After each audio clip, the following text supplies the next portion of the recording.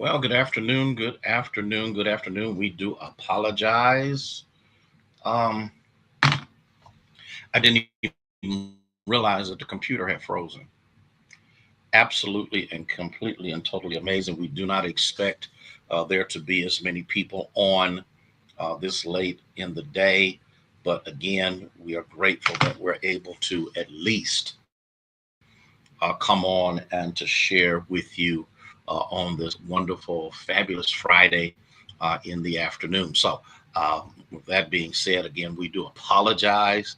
I mean, it's just amazing. It's absolutely amazing, but it's all good because guess what? This is still the day the Lord has made. We are going to rejoice and be glad in it. Dr. James, how are you, sir?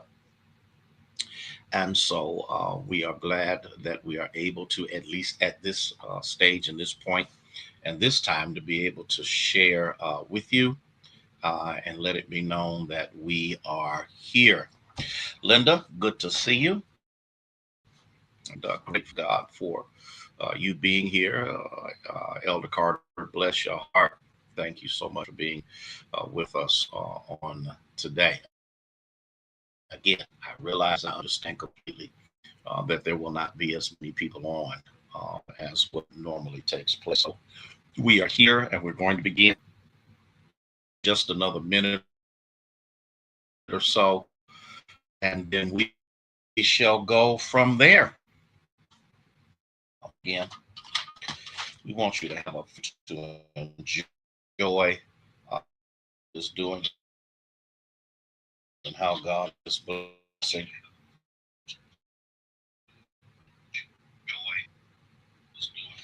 I'm not going to concern myself with it. It can do whatever it wants to do. Listen, I do have something I do need to share with you. I'm going to put a robocall out for those members of Union Church who need to know this. On Sunday, we will not be in the sanctuary, but we will be in the fellowship hall. You may say, well, what in the world? Yeah, we just found out yesterday um, that there is something in the upper rafters of the sanctuary. No one has seen it, but everyone has heard it. And so I'm going to err on the side of caution because if it's a raccoon or anything like that, I don't need this thing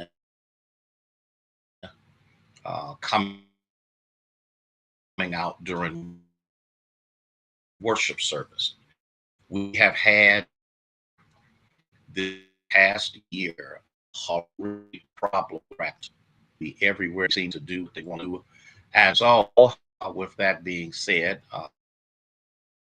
we're going to be in the old sanctuary in the fellowship hall. That's where we are going to have worship. We have traps, and we have another gentleman that will be coming I went around the building. Yeah, it's lagging. Picture, yeah, it's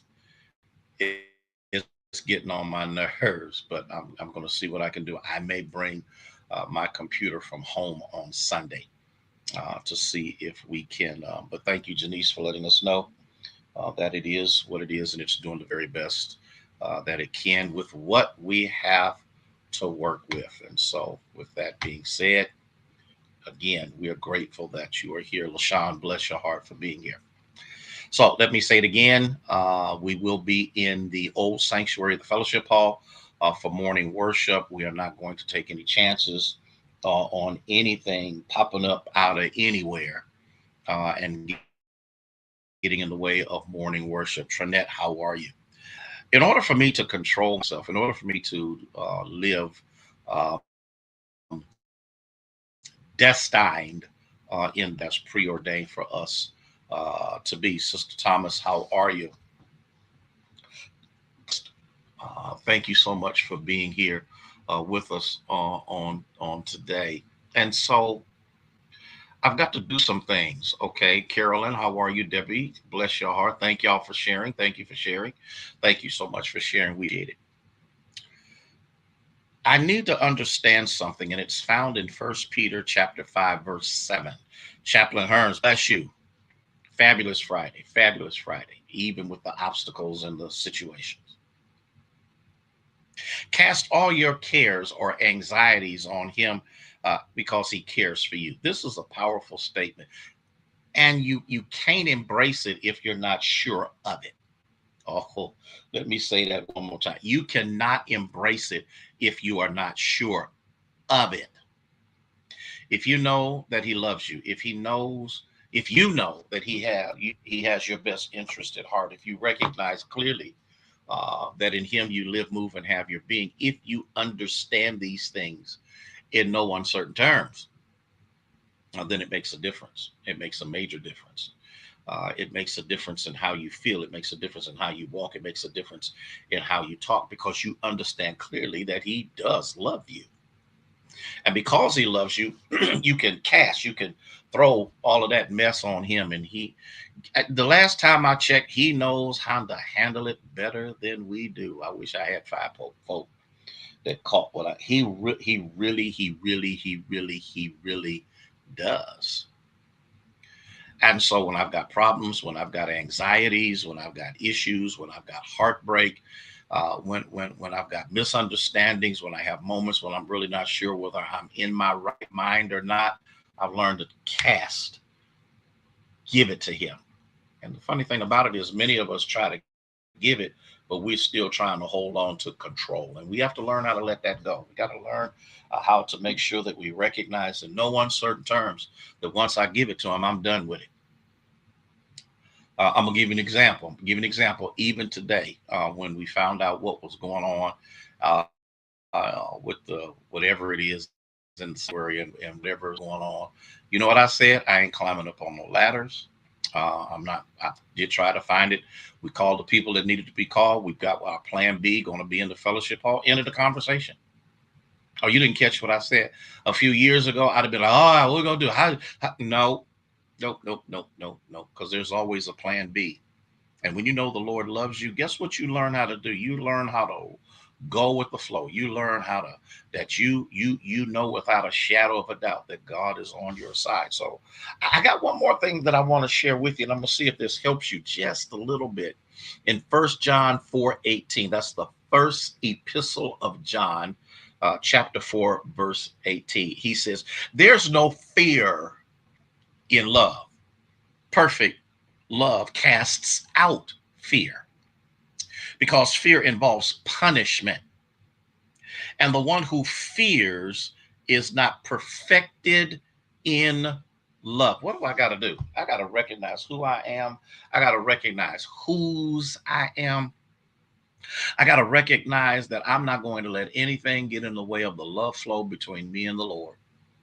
And when I see that and I get that and I embrace that, it changes everything.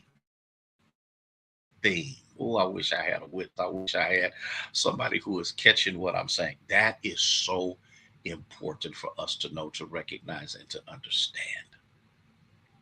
So, what am I going to do? What am I going to do? Dr. Lane, how are you? What am I going to do? How am I going to live? How am I going to carry myself? What is it that I need to do? I got to know who I am. I got to know that he loves me. I got to know that he cares. I got to know without a shadow of a doubt that when I'm walking in love, fear can't touch me.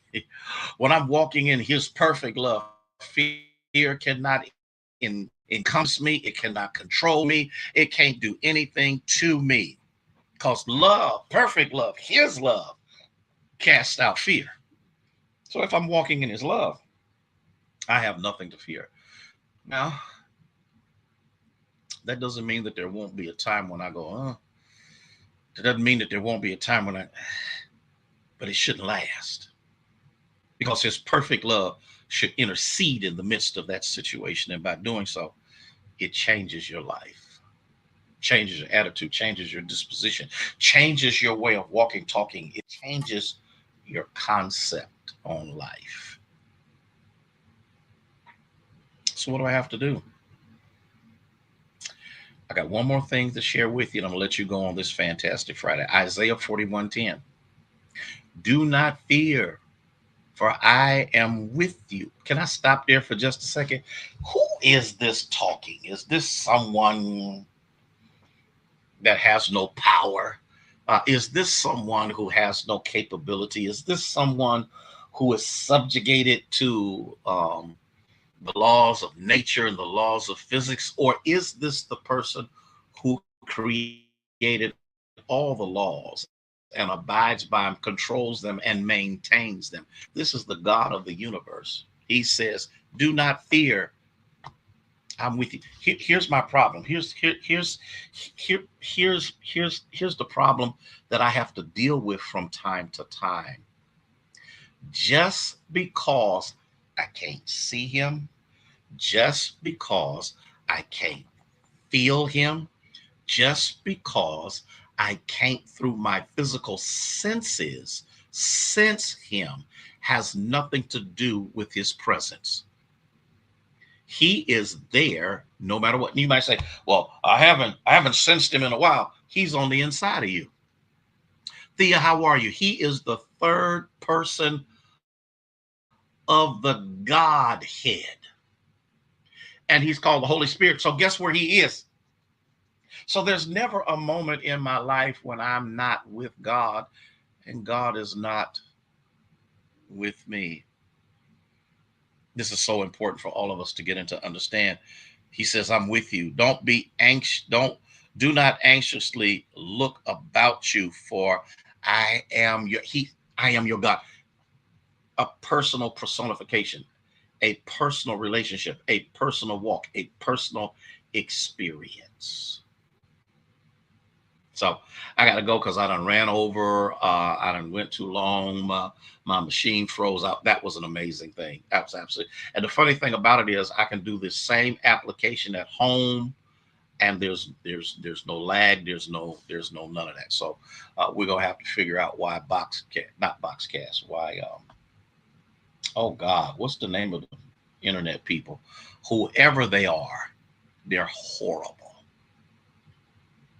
Let me share this one more time. We will be in the fellowship hall. We're going to have morning worship in the fellowship hall. Yes, we will still be streaming, but we will do it from the fellowship hall. We've got the trapper coming out. They have heard some noises, and we have another gentleman coming out to plug up a hole wherever it came. I'm just not going to take the chance of being in church on Sunday morning and something happens, because God has given us a plan B. Okay, so we're still going to be together. We're still going to do what we do, but we're going to do it in a different space. Listen, listen, listen. You know what, Dr. Lane? I did that and it changed nothing. Home, of course, I have a different, and it's not